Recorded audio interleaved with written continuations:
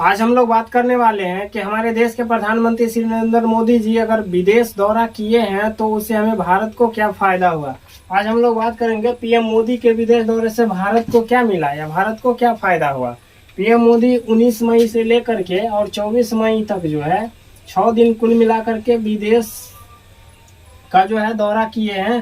तो इनसे जो भारत को क्या फायदा हुआ और भारत को क्या मिला है।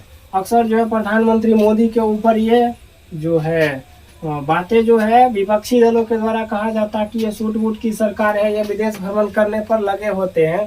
तो हम लोग जो है जानेंगे कि आखिर मोदी अगर विदेश भ्रमण करते हैं, विदेश घूमते हैं, तो इससे भारत को फायदा भी होता है या नहीं होता है, या भारत का नुकसान होता है, क्या होता है, हम लोग बात करेंगे। अगर पीएम मोदी इस बार अगर विदेश का दौरा किए हैं तो इससे भारत को क्या हुआ, फायदा हुआ है या नुकसान हुआ है।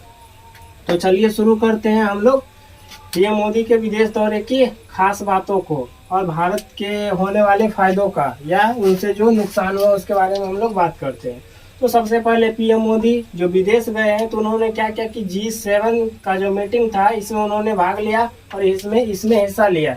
जो दुनिया का जो 7 देश है G7 में, इसमें भाग लिए थे। इसमें मोदी जो है गेस्ट के रूप में गए थे और उन्होंने इसमें भाग लिया था।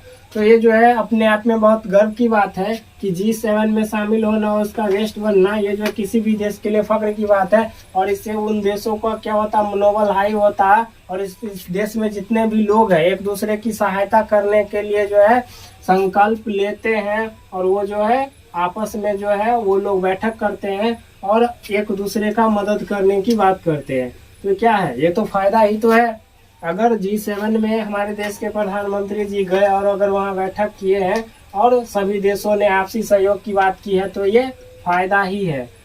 इसके बाद बात करते हैं कि G7 में क्या हुआ। मीटिंग के बाद जो है भारत जो है प्रधानमंत्री श्री मोदी, भारत के प्रधानमंत्री मोदी जी और अमेरिका के प्रधानमंत्री जो बाइडेन, इन्होंने क्या किया कि दोनों आपस में गले मिले थे और दुनिया को इन्होंने संदेश दिया था कि भारत और अमेरिका जो है वो बहुत नज़दीक है और वो ये दोनों जो है दोनों में बहुत ही अच्छी दोस्ती है और हम दोनों जो है हर एक स्तर से जो है अच्छे संपर्क बनाए हैं और हम लोग जो है अच्छे से मित्रता को आगे बढ़ाएंगे और हम लोग मिलकर काम करेंगे और हम लोग अपने देश को नई ऊंचाइयों पर ले जाएंगे।